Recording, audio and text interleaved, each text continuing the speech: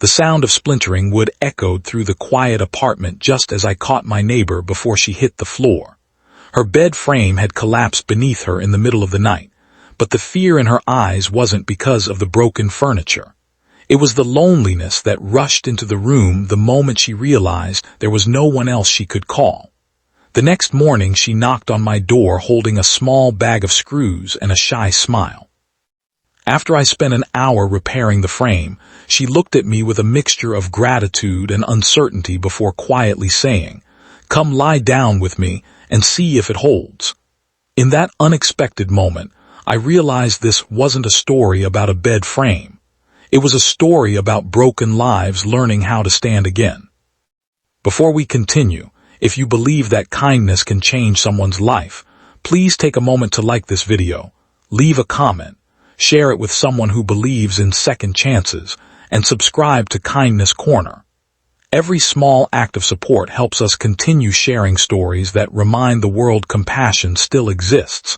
I had lived in the apartment building for almost 6 years, yet I knew very little about the people around me.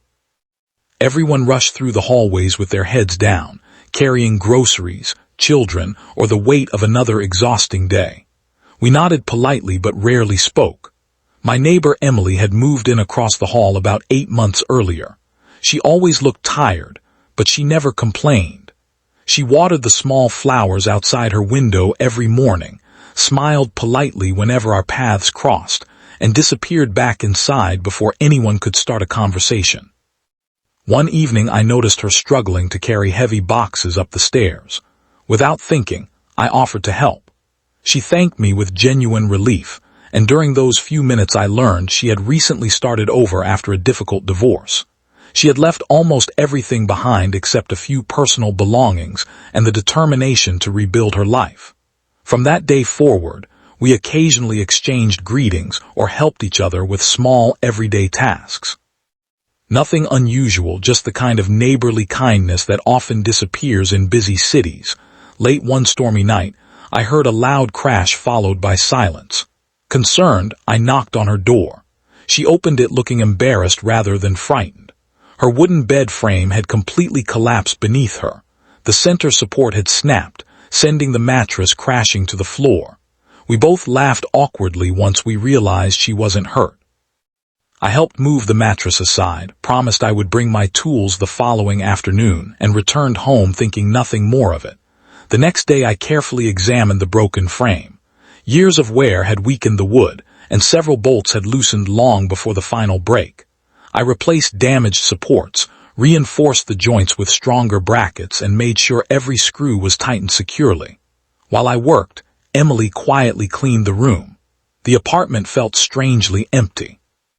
There were very few decorations, almost no family photographs, and only a handful of books neatly stacked beside the bed. It looked less like a home and more like a temporary shelter built around hope. When I finally finished, she looked genuinely impressed. Then came the unexpected request.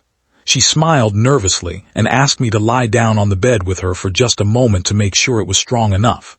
At first I hesitated, worried that the situation might seem awkward. But her expression wasn't flirtatious or playful. It carried the nervousness of someone who had spent too many nights wondering whether anything in life was dependable anymore. She simply wanted reassurance that the repair would hold. We carefully sat on opposite sides of the mattress. The frame didn't move. No creaks, no cracks, just quiet stability. She laughed for the first time since I had known her, and that laugh carried something far heavier than relief. It sounded like someone finally allowing herself to believe that maybe not everything was destined to fall apart. She thanked me repeatedly, but before I left, she admitted something that stayed with me for years.